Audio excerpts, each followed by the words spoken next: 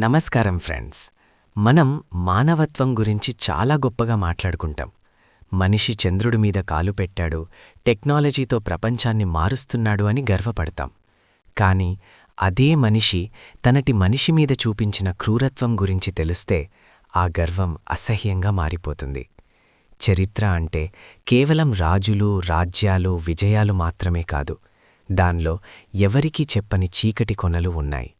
ఈరోజు మనం మాట్లాడుకోబోయే విషయం భయంకరమైన శిక్షలు. ఇవి వింటూ ఉంటే మీ వెన్నులో వణుకు పుడుతుంది. Be warned, this is not for the faint hearted.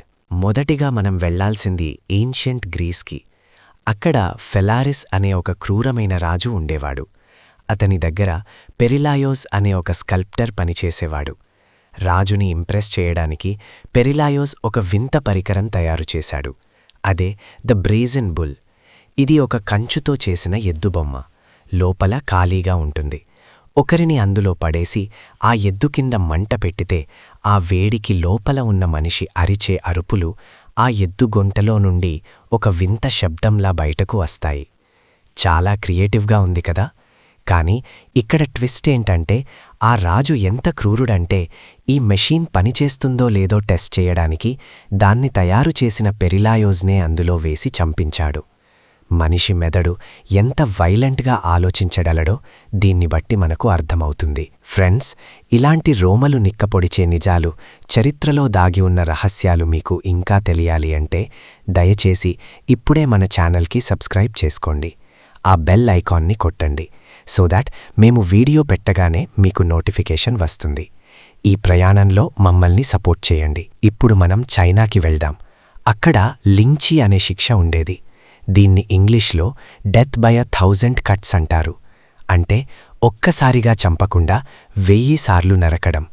తప్పు చేసిన వారిని ఒక స్తంభానికి కట్టి వారి శరీరం మీద చిన్న చిన్న గాయాలు చేస్తూ మాంసాన్ని కోసేసి వారిని చిత్రహింసలు పెట్టేవారు.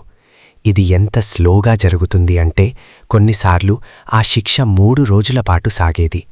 ఆ బాధని ఊహించుకోడానికే మనసు చలిస్తుంది. అసలు ఒక మనిషి ఇంకో మనిషికి ఇంత బాధని ఎలా కలిగించగలుగుతున్నాడు? దీన్ని ద బోట్స్ అని కూడా అంటారు. ఇది ఏన్షియంట్ పర్షియాలో జరిగేది. ఒకరిని 2 పడవల మధ్య బంధించి వారి తల, చేతులు, కాళ్ళు మాత్రం బయటకు ఉంచి మిగతా శరీరమంతా ఆ పడవల మధ్య ఉంచేవారు. వారి ముఖం మీద తేనె మరియు పాలు పోసేవారు. దీనివల్ల ఈగలు, పురుగులు, చీమలు ఆకర్షింపబడి ఆ మనిషిని బ్రతికి ఉండగానే తినడం మొదలుపెట్టేవి. వారు అలా కొన్ని వారాల పాటు ఆకలితో, పురుగులతో యుద్ధం చేస్తూ నరకం చూసేవారు. ఫ్రెండ్స్, ఇది కథ కాదు, నిజంగా జరిగిన ఘోరాలు. ఇప్పుడు మనం 21st సెంచరీలో ఉన్నాం. మనం సివిలైజ్డ్ అంటాం, హ్యూమన్ రైట్స్ గురించి మాట్లాడుతాం. కానీ ఒక్కసారి ఆలోచించండి, ఒకప్పుడు శరీరాన్ని హింసించేవారు. ఇప్పుడు మనం టెక్నాలజీ వాడి మాటలతో మనసులని హింసతున్నాం. రూపం మారిందేమో కాని మనిషిలోని ఆ రాక్షసుడు ఇంకా నిద్రపోలేదు అనిపిస్తుంది. నా ప్రశ్న ఒక్కటే ఫ్రెండ్స్, మనం నిజంగా సభ్యత వైపు వెళ్తున్నామా లేదా కొత్త రకమైన క్రూరత్వాన్ని సృష్టిస్తున్నామా? మీ అభిప్రాయాన్ని కమెంట్ సెక్షన్లో తప్పకుండా చెప్పండి. Until next time, keep questioning the history.